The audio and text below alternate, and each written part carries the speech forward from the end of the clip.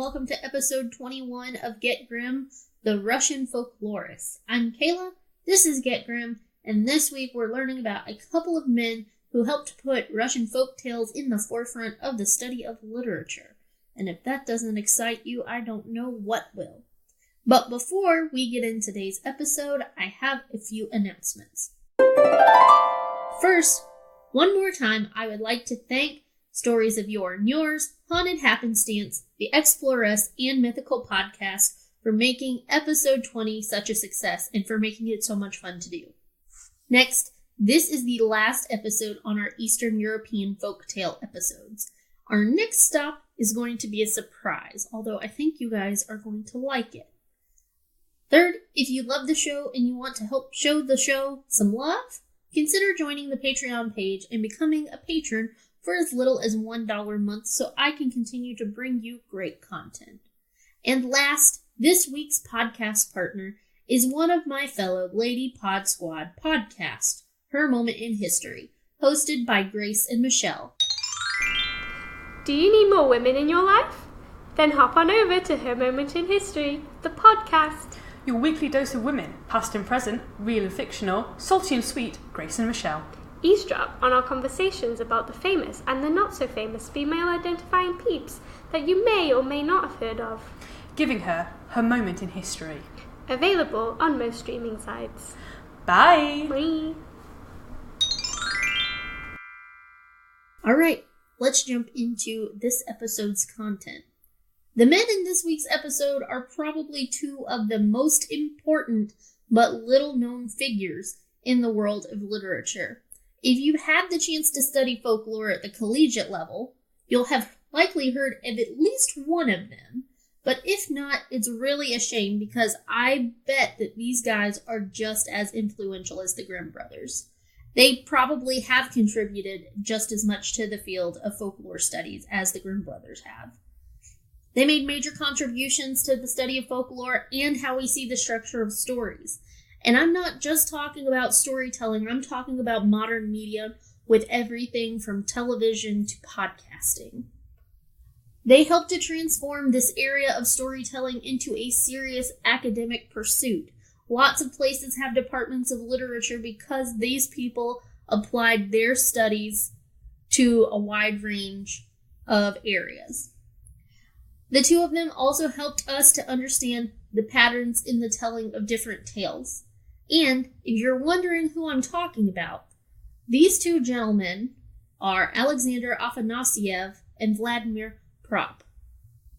We're going to start with Alexander Afanasyev. I've talked about him before. He was mentioned on a previous episode when I covered Baba Yaga and Vasilisa the Beautiful. His most important contribution was his collection of dozens and dozens and dozens of Russian fairy tales in the book called Russian Children's Fairy Tales. All of the stories on the upcoming episode of Get Told will be stories from this collection. Now, let's get to know a little bit about him. So, Alexander was born in Bogachar in the year 1826, but his mother died shortly after he was born. He was also an avid reader from the time that he was a small child, and he carried this love of books with him all the way through his education right up until he went on to study law at the University of Moscow. Now, he was a really great student, but ultimately he failed to meet his goal of becoming a professor at the college. However, he did go on to work for the Ministry of Foreign Affairs for 13 years. And while he was here, he collected a variety of source material from all over the Russian Empire for his later works. So this time is going to prove to be especially crucial for him in his development as an ethnographer and a folklorist. In 1855, he headed the States Commission that was responsible for learning about the publications of legislative, historical, and literary works. Again, this paved the way for his more important works later down the road. Now, one thing to understand about Russia in the 19th century. It is a hotbed for social and political turmoil. We all know how the beginning of the 20th century goes for the Russian royal family. And I'm sad to say he's one of those people that is contributing to the unrest. He got himself into a bit of hot water over the next few years, because between 1855 and 1862, he was working for a magazine that was kind of being used as a cover for the collecting of sensitive materials for a known socialist that went by the name of Alexander Herzen. This was a bit of a disastrous move for Alexander. He ended up losing his job over this, and his name was essentially blacklisted from working in any of the government offices in Russia, which was all he had done for a majority of the career. And he had a growing family to support, but he had a hard time finding work. Finally, he landed a new job and was able to continue his ethnographic research into the people of Russia. Now, during this time, he puts out a colossal amount of work. The major one during this time being a theoretical work of 3 700-page volumes entitled The Poetic Outlook of the Slavs About Nature. I'm not sure how he managed to fill 2,100 pages on such an exact topic as this, but he managed it. And then, in 1871, another important work was published, his collection of children's fairy tales. Sadly, he ended up dying of consumption a year later, in 1871, at the age of 45. So, why exactly was his work important? Well, before him, few attempts had been made at all to record or study the folk beliefs of the peasants of Russia. Now, the peasants were a large portion of the Russian population, over majority of them. He understood the importance of making literature representative of all the people, not just the people who were privileged to put it out. He also helped to spread Russian folklore and fairy tales around the world, making them more accessible for the world as a whole. His collection, Russian Children's Fairy Tales, was, in my opinion, his greatest accomplishment, and we're going to see why when we talk about our next person today. He worked on this from 1855 until 1863, and he pulled a lot of inspiration from one of our favorite topics on this show, the Grimm brothers and their fairy tales. His collection contained over 600 stories. That's right, folks.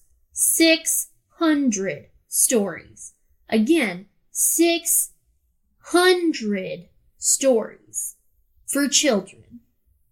That's amazing. Our next person was heavily influenced and drew heavily from this body of work.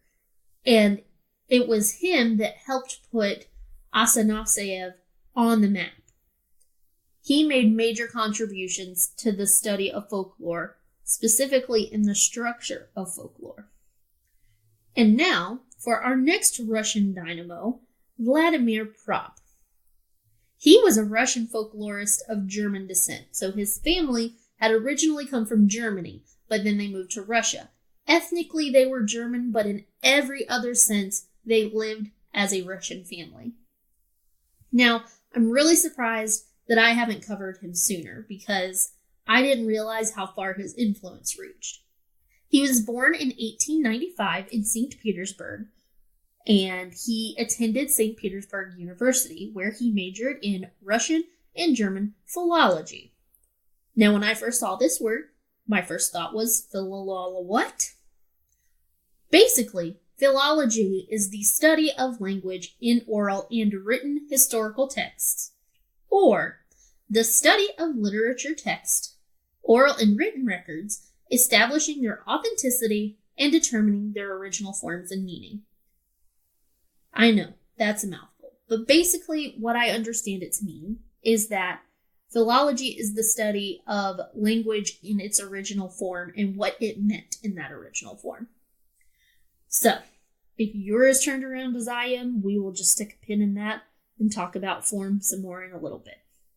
Now, he graduated from the University of St. Petersburg and decided to become a teacher, which he did. He taught Russian and German in secondary schools, and he also worked as a college professor. During this time, he published his major work in the Russian language, Morphology of the Folktale, in the year 1928. Now, if you don't know what morphology means, it is the study of form and structure, particularly when applied to literary works. His work becomes important to the study of other narrative forms as well as folklore.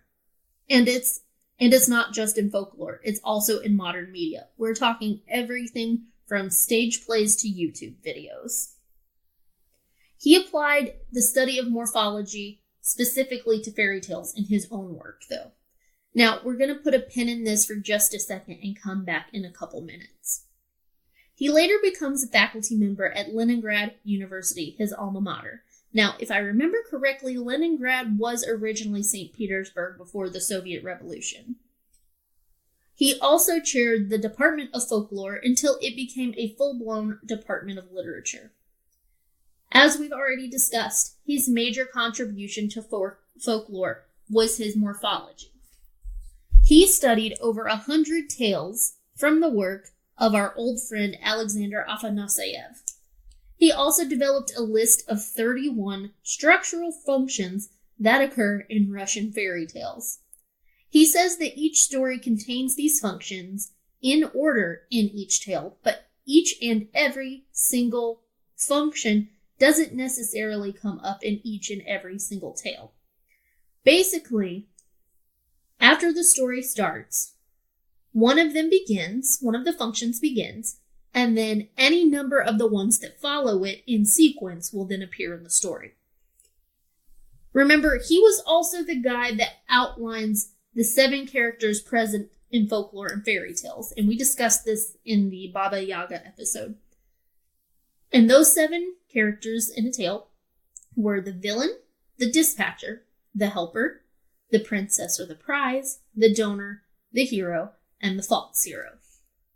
He was a man big on form and how forms could be applied to such simple stories, and then what that meant for us as storytellers.